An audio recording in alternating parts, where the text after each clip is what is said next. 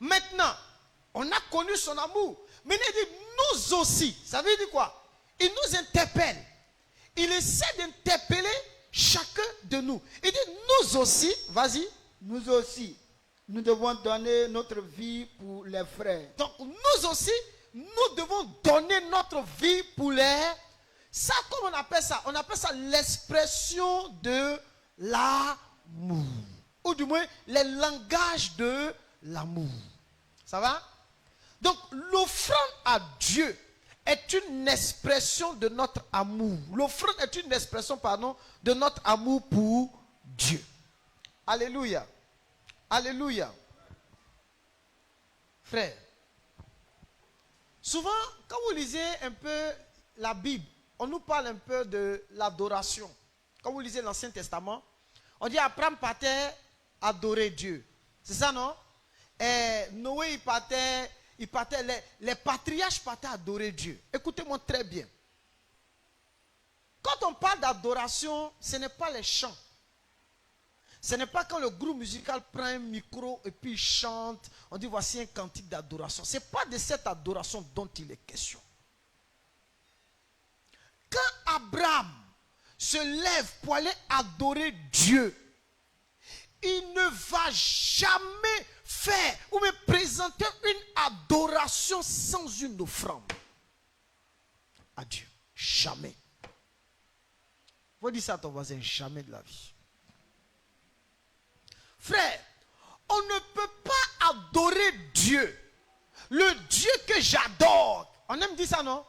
Mon Dieu que j'adore, il est comment? Il est puissant. Mais, toi tu dis que ton Dieu que tu adores est puissant là.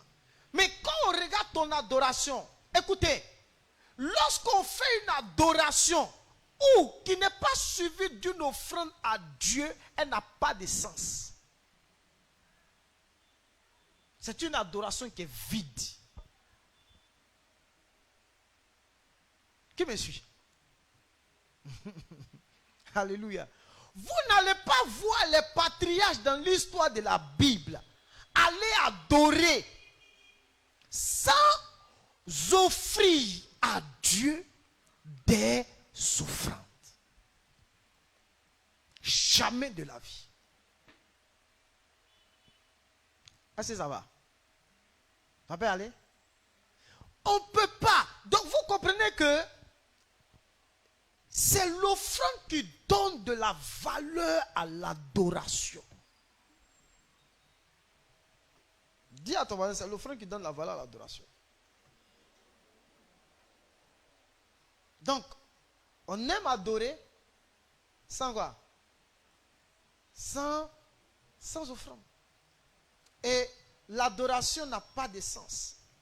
Donc vous allez voir que tous les patriarches dans l'ancien temps, quand ils se levaient et qu'ils partaient pour adorer. Regardez Abraham, quand vous lisez Genèse 22, on dit il partait où? Il partait faire quoi? Adorer. Alléluia. Il partait adorer quoi? Il partait adorer le Seigneur. Alléluia. Prenez votre Bible dans Genèse 22. On va lire ça, verset 5.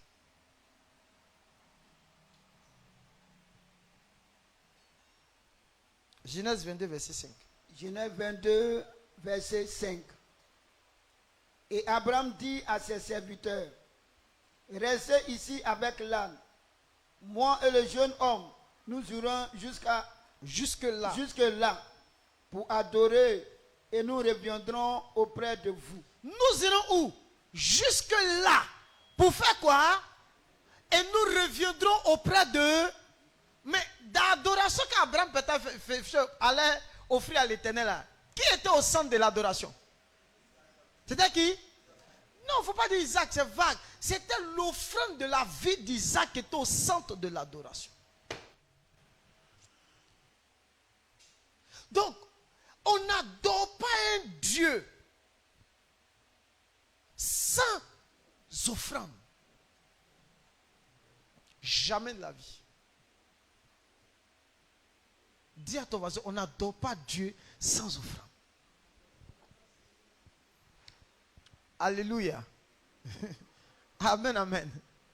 Donc vous voyez que même ceux qui pratiquent le charlatanisme, quand ils vont faire l'adoration là, il y a quoi dedans? Il ne faut jamais faire les ténèbres. Les ténèbres ne vont jamais adorer le diable sans des offrandes. Regardez. Comment le monde des ténèbres peut attirer la présence des démons dans un lieu? Ils vont offrir de ces offrandes. Le rôle de ces offrandes-là, c'est pour attirer les esprits.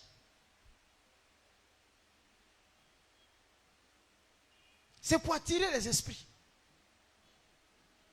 Regardez. Abraham a offert à l'Éternel des offrandes. Et la Bible dit que les oiseaux de mauvais augure sont venus faire quoi? Ils sont venus sur l'offrande.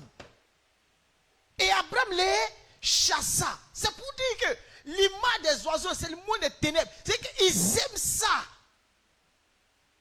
Mais attends, ils ont vu ça où? Et puis ils continuent de le faire là. C'est où ils ont vu ça? C'est sur Dieu.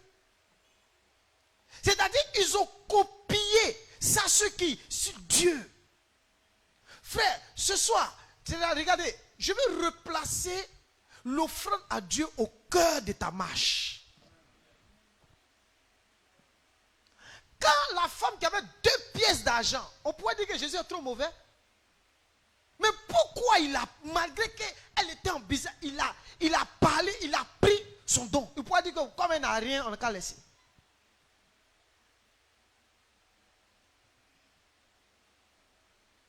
Regarde quelqu'un à côté, dis-lui que l'offrande à Dieu revienne au cœur de ta marche. Alléluia. Amen, amen. Donc vous voyez que si Abraham partait adorer et qu'il n'y avait rien, est-ce que son adoration allait avoir un sens? Non. Ce qui a donné un sens à l'adoration d'Abraham, c'était l'offrande d'Isaac. Aujourd'hui là, toi et moi, nous adorons Dieu. Il ne faut jamais oublier ça. Donc, il y a quelque chose qui ne doit pas manquer dans notre adoration vis-à-vis du Seigneur. Amen. C'est-à-dire quand on parle d'adoration, c'est tout ce que nous faisons en l'honneur de qui? De Dieu.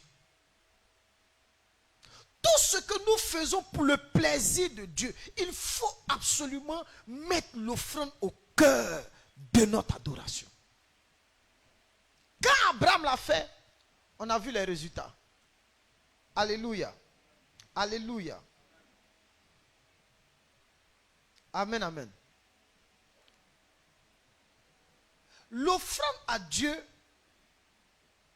est fondée sur 4 choses. Dis à ton voisin 4 choses.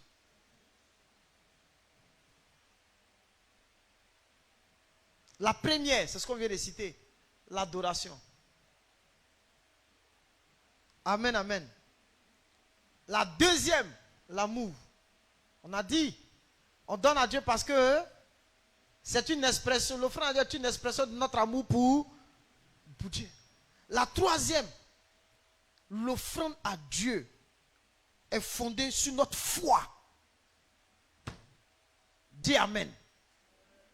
Ça veut dire quoi? Ça veut dire que on ne fait pas des offrandes à Dieu comme ça, mais c'est dans l'esprit de la foi. Dis à toi dans la foi. C'est par la foi qu'Abraham il a donné Isaac. Hein? Quelqu'un me suit? Si l'offrande que vous faites n'est pas suivie de foi, c'est pas bon. L'offrande à Dieu est l'expression de notre amour.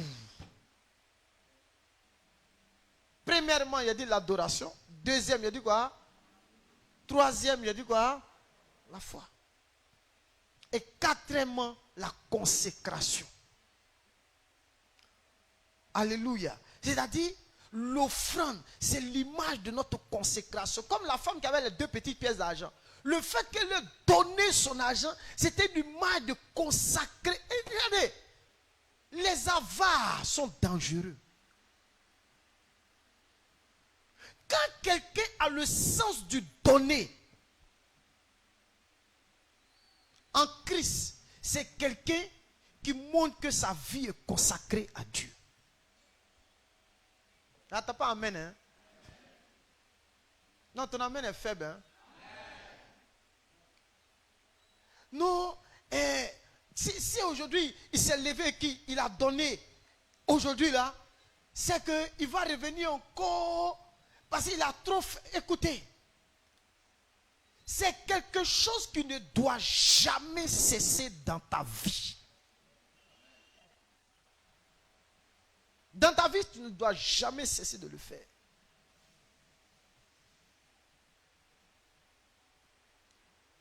La Bible dit, j'ai pris un principe. Celui qui aide un pauvre, il prête à Dieu. Regardez les païens comment ils aident souvent les pauvres. Mais ils n'ont même pas votre Dieu. Mais vous ne pouvez même pas vous égaler à eux. C'est un principe. Parce que dans l'alliance avec l'humanité, dans l'alliance là, avant que Dieu ne conclue l'alliance avec son peuple, là, il a d'abord conclu une alliance avec notre patriarche qu'on appelle Adam. Après Adam, il y a eu ce qu'on appelle l'alliance avec Noé. L'alliance avec Noé, là, c'est une alliance avec toute la création. Ce n'est pas une alliance qui appartient à une église. C'est une alliance avec toute la nature, le monde, qu'ils soient païens ou pas, qu'ils soient sorciers ou pas. C'est une alliance avec eux.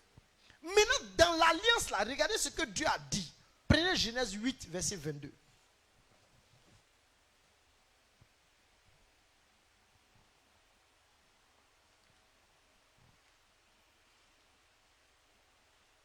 Genèse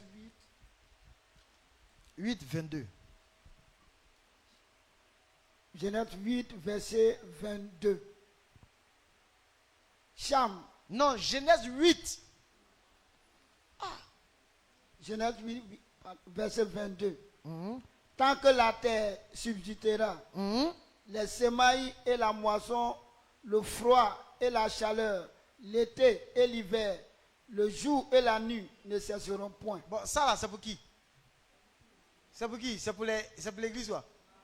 C'est pour qui? C'est pour le monde entier. Tant que la terre va subsister, est-ce que la terre subsiste jusqu'à aujourd'hui? Ça veut dire qu'il y a des choses qui ne vont jamais cesser aussi longtemps que la terre va subsister. Le premier point qu'il a soulevé, il dit les semailles et la moisson. Semer et moisson. Ça ne va jamais s'arrêter parce que Dieu a parlé. Donc ce n'est pas quelque chose qui est une propriété de l'église. Ce n'est pas quelque chose qui vous appartient. C'est un principe naturel qui appartient à tous. Gloire au Seigneur. Gloire au Seigneur. Frère, semer et puis moissonner. Semer et puis moissonner. C'est un principe que Dieu a dit. Qui a parlé? C'est moi qui ai parlé. Il dit tant que la terre subsistera, les semailles et la moisson ne cesseront point. Ça ne peut pas cesser. Ça veut dire que Dieu nous invite à nous inscrire dans sa parole.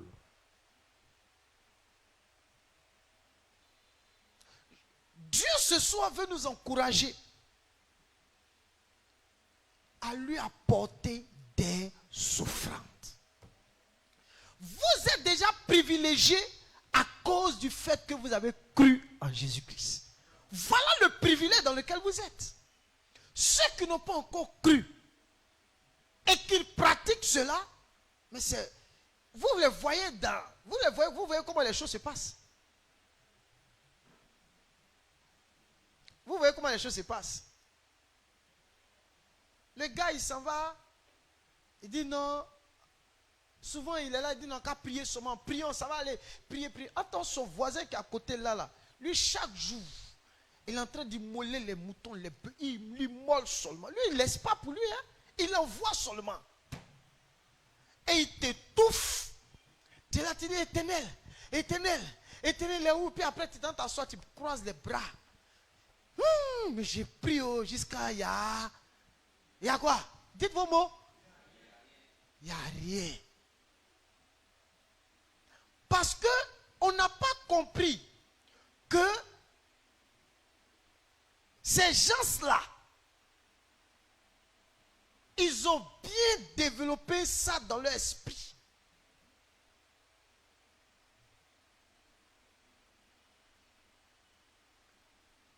Gloire à Dieu. Vous vous souvenez de l'histoire des juges? C'est la même chose et la même attitude. Juge. Il dit, Dieu, dois-je aller combattre? Viens fort dans le combat. Il dit, allez-y, allez vous battre. Et puis il se lève un matin, tout s'en va. Rababababa. Ils vont mettre le feu partout. Ils vont tout enflammer, mettre même les feux sur les queues des renards pour qu'ils rentrent dans la plaie, pour enflammer tout. Quand ils finissent de mettre le feu, ils reviennent là. Même Moreau pour manger pépa tabac. Regardez, il est assis, il ne comprend rien. Il est là, il dit, mais depuis Dieu, on a prié, depuis là, la victoire est où? La victoire est là. Ça va aller, continue seulement, persévère, ça va aller. Il répond encore. Juge dit, dans Juge combien? 20. Quand ils sont allés combattre Benjamin les a terrés. Benjamin n'a pas raison, hein? Benjamin en position de faiblesse, mais les a terrés. Il revient Dieu, toi tu nous dis on n'a qu'à aller se battre, on va se battre et puis on nous tue. Seigneur, on doit partir, Dieu dit allez encore. Vous savez pourquoi Dieu leur demandé de partir? Il faut exprès. Ils connaissent toute la loi lévitique et puis il faut exprès. Jusqu'à dans la Bible, il y a un livre que Dieu a consacré à l'offrande lévitique. Il faut exprès. Comment Dieu peut tuer Uza? Il met David prend l'âche et puis il met l'âche dans comment on appelle ça? Dans un chariot et puis il trimballe ça et puis il met deux bœufs ou deux vaches là-bas pour trimballer le chariot pour voir. Attends. Et puis ça va tomber sur l'air de comment on appelle ça? Nacor. Vous savez, sur l'air de Nacor, ça va tomber puis Uza veut prendre ça. Dieu l'enflamme, le tue. David fuit. Il dit, mais pourquoi c'est comme ça? Vous faites exprès. Dans la loi lévitique, là, quand il devait rentrer dans le Jourdain, qui a soulevé l'âge pour mettre les pieds dans le Jourdain? Qui? C'est qui? Les sacrificateurs. Dans la hiérarchie, c'est les sacrificateurs. Après, ça vient des Lévites. C'est les sacrificateurs, mais ils sont tous les Lévites. Mais dans la hiérarchie, il y a les Lévites. Ceux qui chantent, ceux qui font tant, tout ça, c'est les Lévites. Regardez, dès que les sacrificateurs ont mis leurs pieds dans le Jourdain, c'est fondu. Parce que c'est eux qui savaient comment transporter. Vous savez comment on transporte l'âge, puis vous mettez ça dans le chariot. Vous ne connaissez pas le monsieur là. Donc vous savez que là, pour avoir la victoire, regardez, on dit la troisième fois quand ils viennent vers l'Éternel, ils ont commencé à faire quoi? Pleurer. Ils ont jeûné et ils ont offert à l'Éternel des sacrifices d'action de eux. Mais au verset 35 de Juge 20, la Bible dit quoi? L'Éternel lui-même bâtit. Il a bâti qui? C'est pour montrer au peuple que la victoire du combat n'est pas à eux. La victoire sur les ennemis là, ce n'est pas vous qui vous donnez la victoire. Ce n'est pas nous qui nous donnons la victoire sur le diable. C'est qui? C'est pourquoi, quand nous prions, nous devons donner la victoire à Jésus-Christ. Alléluia. Alléluia. Frère, que l'offrande à Dieu revienne au cœur de ta marche. Dans ce nouveau départ, il ne faut pas que ça soit quelque chose de comment on appelle ça même? De quoi même? Regardez, même quand vous lisez un peu la loi lévitique, vous allez comprendre que il y a ce qu'on appelle l'offrande du mois et il y a ce qu'on appelle l'offrande du sabbat. C'est ce que Paul a repris. Il dit que chacun mette au premier jour de la semaine ce qu'il a préparé pour eux. C'est ce qu'on appelle l'offrande du sabbat. Dans le sabbat, il y avait l'offrande. Je vais vous faire nager un peu dans les offrandes des choses. Vous allez comprendre que rien ne disparaissait quand Paul parlait. C'est-à-dire qu'il était en train de reparler de cela, mais à un niveau, une dimension élevée.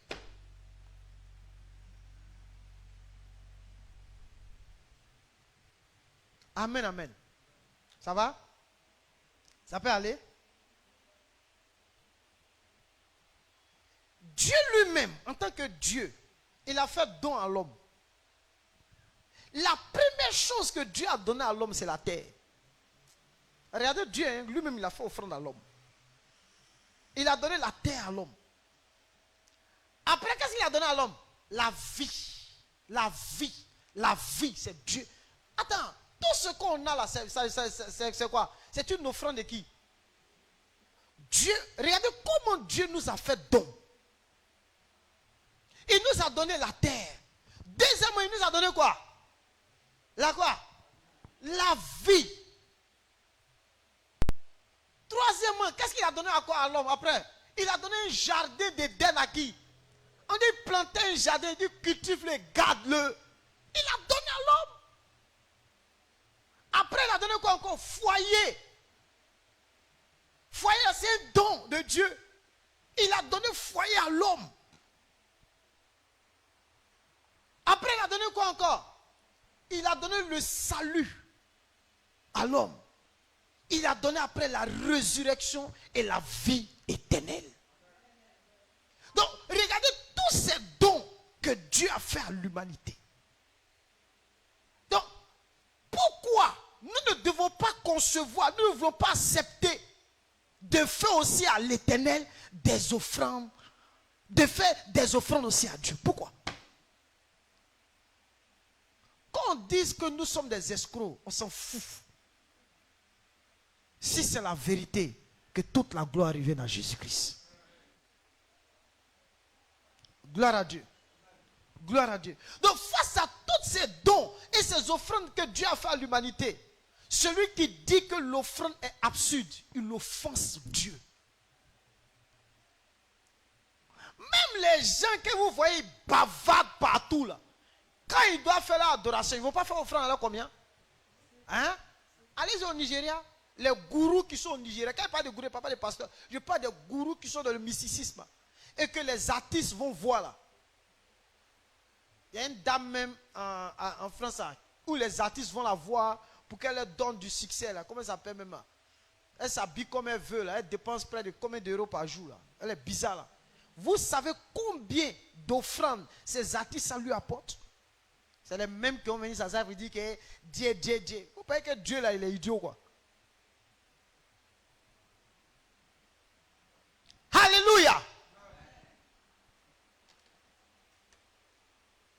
Dis à ton voisin l'offrande à Dieu. Nous devons considérer l'offrande à Dieu comme une semence qui portera son fruit en sa saison. Je vous donne des conseils. Surtout vous qui êtes jeunes. Donnez seulement. Semez. Ne vous retenez pas. Alléluia. Que ça soit votre vie. Parce qu'il a dit dans sa parole, tant que la terre, fait quoi? Les semences et là ne cesseront point. Aïe. C'est Dieu qui a dit. Est-ce que c'est moi qui ai dit? Alléluia. Dis à ton voisin, apprends à semer. Il faut lui dire, il faut semer, il ne faut pas arrêter. Nous devons donner à Dieu. On va lire un passage rapidement. Dans 1 Chronique 21, versets 24 à 26.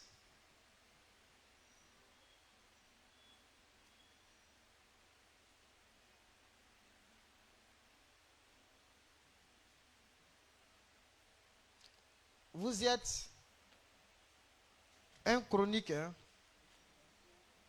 1 Chronique chapitre 21 à partir du verset 24. 1 Chronique 21 à partir du verset 24. Vas-y. Mais le roi David dit à Ornan, Ornan. Faut bien lire. Il faut regarder. Faut pas te presser. Personne te poursuit. Vas-y. Mais le roi David dit à Ornan. Le roi David dit à Ornan. Non. Je veux l'acheter contre sa valeur Je en argent. veux l'acheter contre sa valeur en argent. Vas-y. Car je ne présenterai point à l'Éternel ce qui est à toi. C'est-à-dire, c'était un espace qu'il voulait acheter. Et David veut prendre l'espace là pour donner à Dieu. Mais Ornan ne veut pas. Il dit, prends cet espace. Il dit, non, moi je ne peux pas prendre quelque chose qui t'appartient pour le présenter à l'Éternel. Jamais. David. Jamais je le fais. Si elle doit présenter quelque chose à l'Éternel, c'est que cette chose m'appartient et je la donne à Dieu. Pas prendre quelque chose de quelqu'un pour présenter à Dieu. Mon frère, dis à ton voisin, on ne prend pas offrande de quelqu'un pour présenter à Dieu.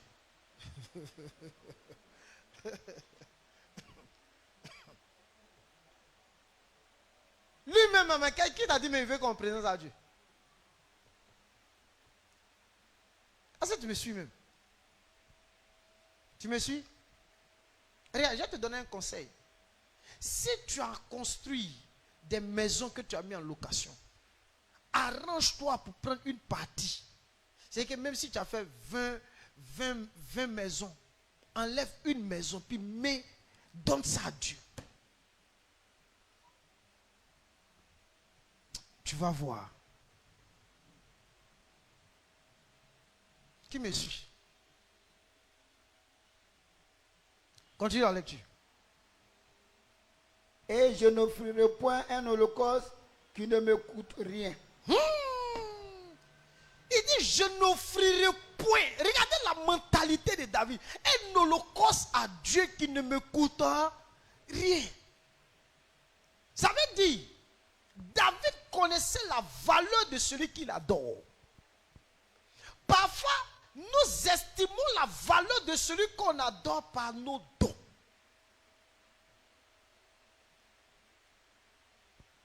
Oui. La femme qui avait 2 petites pièces d'argent là.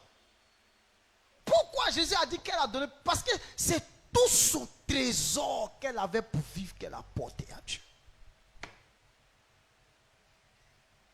Mais elle n'a pas donné, puis elle n'est pas allée se plaindre. Ah, on m'a donné depuis la même heure. Non, on ne fait pas ça. Dis à ton voisin, on ne fait pas ça. Vas-y, continue jusqu'au verset 26. Au verset 25. Et David donna à Ornan 600 cycles d'or pour l'emplacement. 600 cycles d'or. Hein? Pour l'emplacement. Vas-y. David bâtit là un autel à l'Éternel et y offrit des holocaustes et des sacrifices d'action de grâce. Il invoqua l'Éternel et l'Éternel lui répondit par le feu qui descendit du ciel sur l'autel de l'holocauste. Arrête-toi là. Et comment Dieu descend? Parce que David a payé un air, la parcelle là, à 600 cycles d'or. Et il a bâti là un autel à l'Éternel. Et il a offert à Dieu des sacrifices d'action de grâce. C'est merveilleux. Des offrandes, des sacrifices d'action de grâce. On dit, il invoqua l'Éternel et l'Éternel lui répondit par quoi? Par le feu. C'est merveilleux. Mais attends, David n'est pas venu pour dire non. Regardez, l'offrande se donne avec tout un respect, avec honneur. On ne vient pas comme ça. Bangana, bangana, bangana. Non. Respecte ton Dieu que tu adores. Parce que je vous dis, la manière dont tu l'estimes, il te répondra ainsi.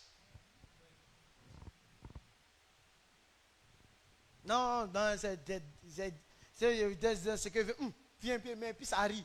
Non, non. Quand tu te lèves pour venir à la rencontre de ton Dieu dimanche ou même mercredi, tu viens adorer Dieu. Il ne faut jamais oublier ça.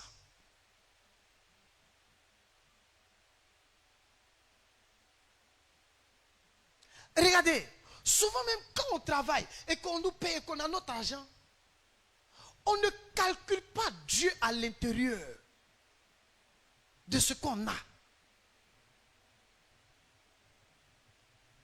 Mais quand tu regardes le voisin ou la voisine, ton voisin ou ta voisine, mais regardez-les.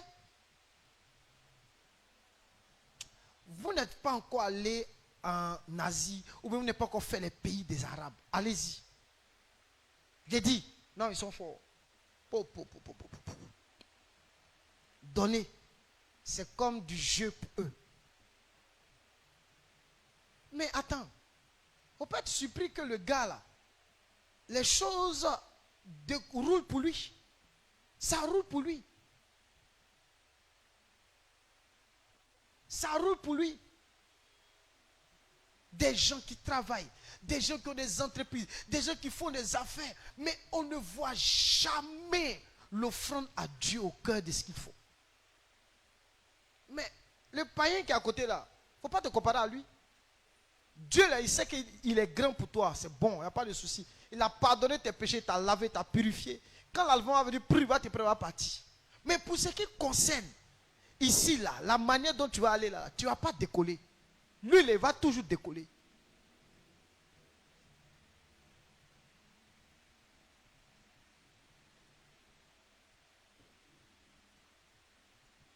Oui ou non?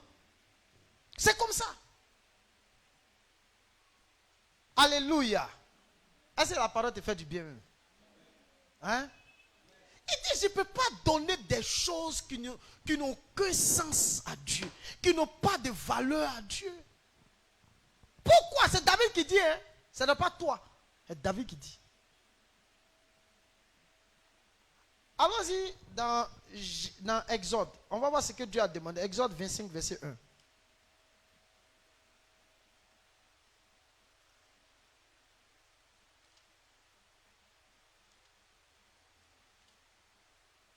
Vas-y. Exode 25, verset 1. L'Éternel parla à Moïse et dit, parle aux enfants d'Israël, qu'ils m'apportent une offrande. Vous la recevez pour moi de tout homme qui la fera de bon cœur. Ah! Vous la recevrez pour moi de tout homme qui la fera avec quoi? Avec quoi? Ça veut dire que l'offrande à Dieu là se fait avec quel cœur? Ça ne se fait pas avec le mauvais cœur. Il y a des gens qui ne peuvent jamais donner à Dieu. Comme Nabal. C'est ça, non? Il est mauvais. Nabal. Alléluia. L'offrande à Dieu se fait de bon cœur. Mais qui a un bon cœur ici? C'est qui? Quand on est bon cœur, c'est-à-dire avec générosité. Quelqu'un qui le fait avec un cœur généreux. Et c'est Dieu qui dit, parle aux enfants d'Israël. Maintenant, regardez ce que Dieu dit. Vas-y au verset 3. Verset 3. Voici ce que vous recevrez d'eux en offrande. Hein? De l'or, de l'argent et de l'airain. Il faut t'arrêter là, on ne va plus continuer. Il ne demande pas autre chose, il demande quoi? C'est quoi? C'est un objet qui est quoi? Donc Dieu demandait des choses comment?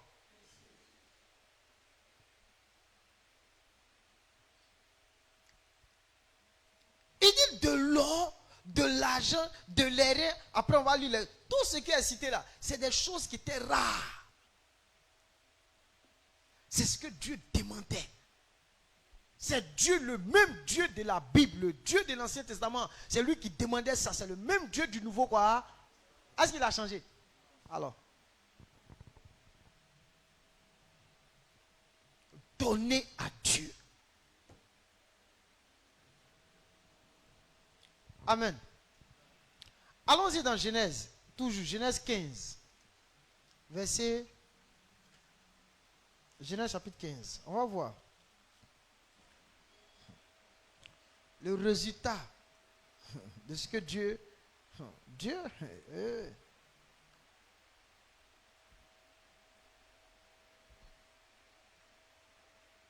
à partir du verset 7. L'Éternel lui dit encore, je suis l'Éternel qui t'a fait sortir du en Chaldée pour te donner en possession ce pays. Dieu dit à Abraham, c'est moi je t'ai appelé pour te donner ce pays en possession. Écoutez, hein, Dieu dit à Abraham, je t'appelle pour te donner ce pays en... Vas-y. Abraham répondit, Seigneur éternel, à quoi connaîtrai-je que je le posséderai? Par quoi je vais reconnaître que ce pays-là, je vais le posséder? À quoi connaîtrai-je? Dieu dit, Abraham, je te donne un territoire. Attends, qui a promis le territoire à Abraham? T'as dit non? En principe, qu'est-ce que Dieu doit faire? Il doit lui donner. Dieu dit, va, il s'en va. Il arrive sur le territoire. Et puis Dieu dit, la terre sur laquelle tu es là, je te donne ça. Il dit, mais à quoi je vais connaître que cette terre-là, tu me donnes? Regardez. Et l'Éternel lui dit, prends une génisse de 3 ans. Ah, là encore, c'est quoi?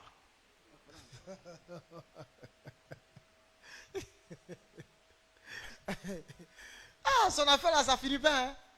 À quoi je vais reconnaître que ça là, si tu m'as donné, c'était... Abraham pourrait rester là. S'il n'avait pas fait ça là, regardez. Vas-y mon fils, continue. Une chèvre de 3 ans, un bélier de 3 ans, une touterelle et une jeune colombe.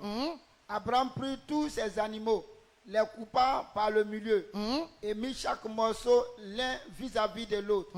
Mais il ne partagea point les oiseaux. Les oiseaux de proie s'abattirent sur les cadavres et Abraham les chassa. Vous avez entendu maintenant, non? Vas-y. Au coucher du soleil, un profond sommeil tomba sur Abraham. Et voici, une frayeur et une grande obscurité vint l'assaillir. Et l'Éternel dit à Abraham, sache que tes descendants seront étrangers dans un pays qui ne seront point à eux. Ils y seront asservis et on les opprimera pendant 400 ans. Mais je jugerai la nation à laquelle ils seront asservis et ils sortiront ensuite avec de grandes richesses. Toi, tu iras en paix vers tes pères. Tu seras enterré après une heureuse vieillesse. À la 4e génération, ils reviendront ici, car l'iniquité des Amoriens n'est pas encore à son comble. Arrête-toi là. Vous avez entendu? C'est-à-dire, l'offrande d'Abraham à Dieu là, hein? C'était pour qui? Hein? Ça agit sur ça. Vous là ne jouez pas la puissance de l'offrande, hein? Ça agit sur sa descendance. Et regardez, il dit, il va aller en esclavage pendant 400 ans. Mais d'Abraham, Isaac, Jacob, jusqu'en Égypte. Mais pourquoi Dieu ne les a pas donnés immédiatement? Parce qu'il y avait déjà un peuple sur le territoire. Il fallait que le péché du peuple soit à son comble pour que Dieu les juge et qu'ils reviennent prendre le pays. C'est comme ça que Dieu il fonctionne. Alléluia. Qui me comprend? Donc, regardez ce que son offrande a apporté, a produit pour sa descendance. Les gars, on ne joue pas à l'offrande. Hein? C'est ce qu'elle peut faire pour ta descendance. Alléluia. Alléluia. Que le Seigneur vous aide. L'offrande à Dieu, c'est trop important.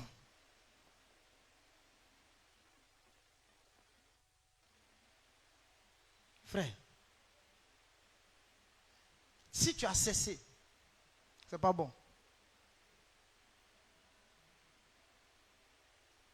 L'offrande, Amen, amen. Tu ne peux pas adorer Dieu sans offrande. Oui ou non? C'est ça, non? Tu ne peux pas adorer Dieu sans offrande. Ce qui fonde l'offrande, c'est l'adoration, l'amour, la foi et la consécration. Offrez à Dieu. Semez. Dieu peut vous parler. Lève-toi, ma fille, va. Dieu dit à Abraham, lève-toi, prends. Et puis regardez, c'est Dieu qui donne. Hein. Dieu, il aime offrande, ce monsieur-là. Il dit à Abraham, lève-toi, fais. Moïse parle au peuple, dit voilà ce qu'il. C'est Dieu lui-même qui appelle toujours les gens à ça. Et pour mettre même le combat à son amour là, lui-même il vient s'offrir pour l'humanité. Frère, sœur, un couple qui n'aime pas donner est un danger pour le foi.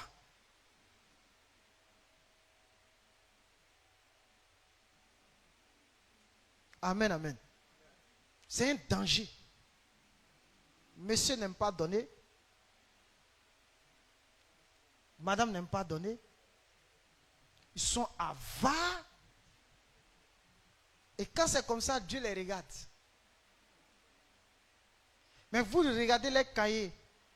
Ils ont 365 sujets de prière. Jeannot, c'est ça, non? C'est que chaque jour a un sujet. Mais quand les 365 jours finissent, il n'y a aucun sujet. Regardez, il y a des prières là. Seules les offrandes les réalisent. Il y a des batailles. Regardez, pour libérer l'humanité là. La foi d'Abraham ne pouvait pas sauver l'humanité. C'était l'offrande de Jésus qui pouvait sauver l'humanité. Alléluia. Il y a des batailles. Ce n'est pas. C'est que tu vas jeûner, prier, écoute la voix de l'esprit. Il sait que tu as avare. Donc il te connaît. Quand tu as commencé à faire ton rabat-babaya, il te dit, hey, lève-toi, va, offre ça, viens m'offrir ça. Dedans venir, non. Ah papa, moi je suis venu te voir. On n'offre rien à papa, on offre à Dieu. Tu me mets dans le problème quoi. Moi-même je suis dans le problème, tu vas augmenter mes problèmes. Non, je suis venu donner à l'homme de Dieu, au pasteur. Arrête ça. C'est que tu n'es pas venu donner à Dieu? Oui ou non? Oui ou non? C'est ça, non? C'est que tu n'es pas venu donner à Dieu. Donc on dit l'offrande à Dieu.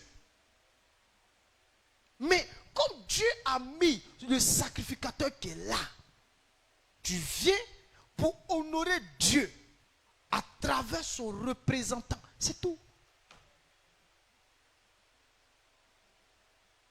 Gloire à Dieu. Gloire à Dieu. Même Anne, elle a baillé dans prière jusqu'à la fin, elle a dit quoi? Dieu, voilà ce qu'il te fait un vœu. Ça c'est une offrande. Le vœu est une offrande. Si tu me donnes un enfant, je te le donnerai. Parce que lui là, il n'y a pas quelque chose que Dieu aime. Comme quoi? Quand il passait chez Abraham, les 3 anges là, Abraham il a préparé quoi? Ils aiment ça. Le ciel aime les offrandes, les enfants.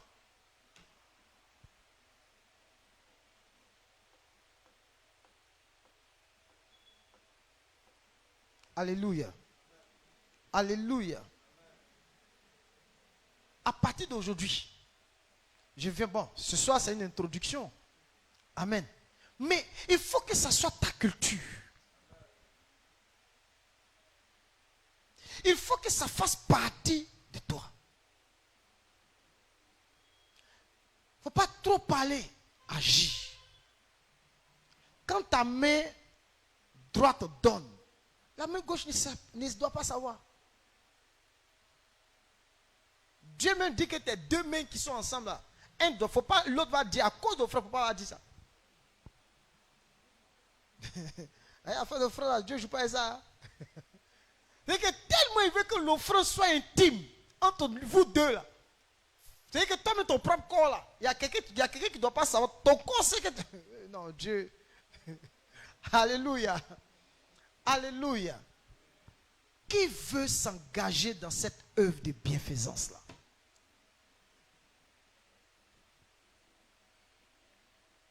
Je dis qui veut? Ou bien vous ne le voulez pas? Non, vous êtes déjà dedans quoi? Non, ça ne suffit pas. Ce que vous faites, ça ne suffit pas. Ne soyez jamais satisfait de ce que vous donnez à Dieu. Ça va devenir ce qu'on appelle se plaire dans un confort. J'ai connu une dame. Qu'est-ce qu'elle a fait?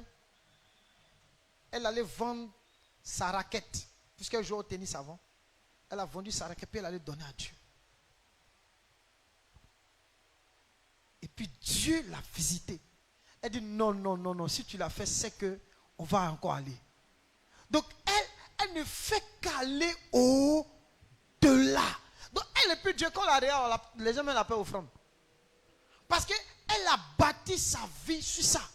C'est-à-dire, elle n'est plus attachée à ça, elle ne fait que donner. Parce qu'elle sait que Dieu a dit dans sa parole, de qui suis-je le débiteur? Ça veut dire quoi? Dieu ne doit. Donc quand on veut lui donner, ce n'est pas parce qu'il veut nos dons. C'est parce qu'il recherche à travers nos dons l'expression de notre amour pour lui. Mais il sait qu'on est tellement attaché à l'argent qu'il recherche notre argent. Parce qu'il sait que c'est là-bas qu'il peut gagner l'amour. Il sait. Il te connaît. Là où est ton trésor, non, il sait ça.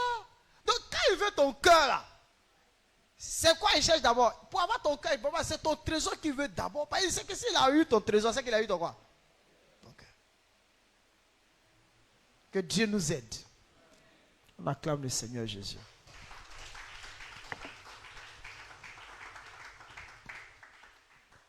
On a terminé. On va baisser la tête et on va dire merci à Dieu. Prions le Seigneur. Père, nous te remercions et te rendons toute la gloire. Te disons merci pour ce temps et ce moment que tu as permis. Ce soir, tu nous as aidés